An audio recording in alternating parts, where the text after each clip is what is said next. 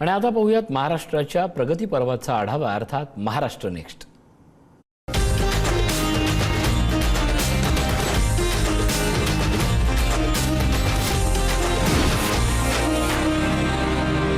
नमस्कार, मी स्नेहा। आपण पाहताय पुढारी न्यूज। आमच्या महाराष्ट्र नेक्स्ट या विशेष कार्यक्रमामध्ये आपलं स्वागत। या कार्यक्रमामध्ये आपण या आठवड्याच्या राज्यभरातल्या महत्त्वाच्या घडामोडींचा वेध घेणार आहोत। चला सुरुवात करूया।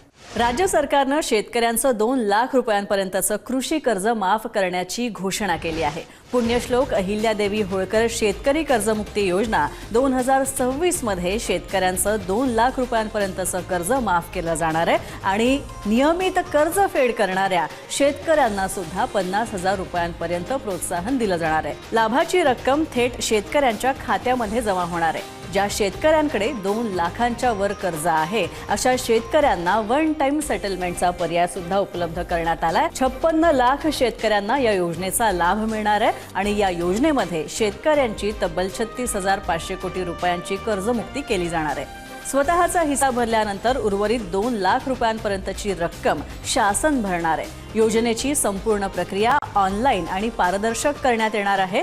त्यासाठी शेतकऱ्यांनी त्यांचं आधार प्रमाणीकरण करणं हे आवश्यक असेल।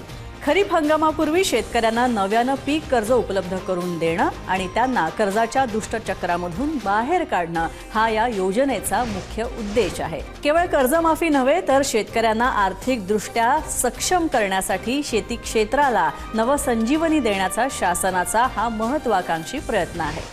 राज्यातील शेतकरी बांधवांना दिलासा देण्यासाठी जाहीर करण्यात आलेल्या या योजनेच्या प्रभावी अंमलबजावणीसाठी सहकार विभागाने आता कंबर कसली आहे। या योजनेची प्रभावी पारदर्शक अंमलबजावणी आणि वेळेत लाभ देण्यासाठी सर्व व्यापारी बँका व जिल्हा मध्यवर्ती सहकारी बँकांना सहकार विभागाकडून सविस्तर मार्गदर्शक सूचना जारी करण्यात आल्या आहेत। बँकांना युद्धपातळीवर काम करण्याचे आदेश राज्य सरकारने दिले आहेत।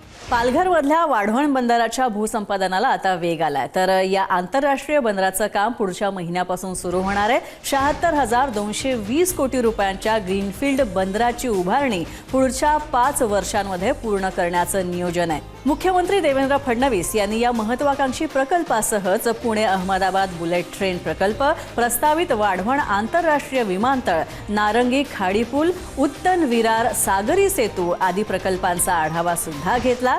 देशातील सर्वात महत्त्वाकांक्षी पायाभूत सुविधा प्रकल्पांपैकी एक असलेल्या वडोदरा मुंबई एक्सप्रेसवेच्या प्रगतीपथावरील कामांची मुख्यमंत्र्यांनी पाहणी केली। सुमारे 1 लाख कोटी रुपये खर्चून उभारण्यात आलेल्या 1400 किलोमीटरच्या 8 पदरी ग्रीनफील्ड एक्सप्रेसवेमुळे दिल्ली मुंबई प्रवास अधिक वेगवान होणार आहे। देशभरात नवनवीन विमानतळ उभारली जातात, तर दुसरीकडे नागपूर विमानतळ सुद्धा सुंदर आणि भव्य करण्याचा संकल्प करण्यात आलाय।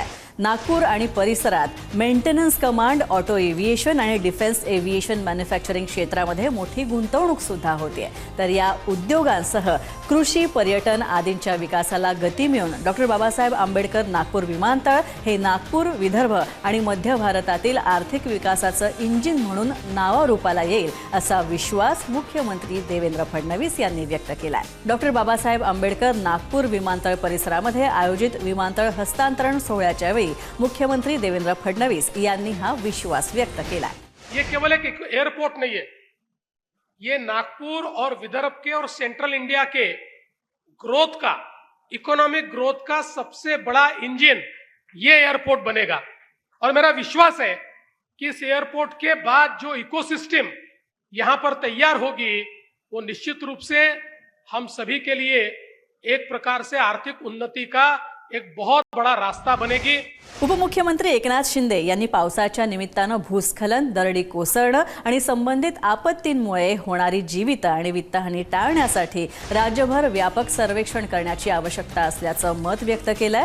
संवेदनशील गावं आणि त्या ठिकाणची अद्ययावत व अचूक माहिती तयार करून तिचा प्रतिबंधात्मक उपाययोजनांसाठी वापर करण्यात यावा असं उपमुख्यमंत्र्यांनी सांगितलंय। तसंच जिल्हाधिकारी, तहसीलदार, जिल्हास्तरीय यंत्रणांनी संभाव्य धोक्यांच्या माहितीच्या आधारे तातडीनं प्रतिबंधात्मक उपाययोजना कराव्यात असे निर्देश उपमुख्यमंत्र्यांनी दिले। राष्ट्रीय पल्स पोलिओ लसीकरण मोहिमेचा शुभारंभ उपमुख्यमंत्री सुनेत्रा पवार यांच्या उपस्थितीत बारामतीत झाला। यावेळी त्यांनी बालकांना पोलिओ लसीचे 2 थेंब पाजले आणि मोहिमेची सुरुवात केली। 5 वर्षाखालच्या प्रत्येक बालकापर्यंत पोलिओची लस पोहोचावी असं आवाहन त्यांनी केलंय आणि भारत पोलिओ मुक्त राहावा यासाठी ही लस अत्यंत महत्त्वाची आहे। पालकांनी आपल्या मुलांना जवळच्या लसीकरण केंद्रामध्ये जाऊन पोलिओचा डोस हा द्यावा असं आवाहन सुद्धा सुनेत्रा पवार यांनी केलंय। तर या होत्या आठवड्याभरातल्या काही महत्त्वाच्या घडामोडी। यानंतर महाराष्ट्र नेक्स्ट मध्ये इथेच थांबतोय। पाहत रहा पुढारी न्यूज। नमस्कार।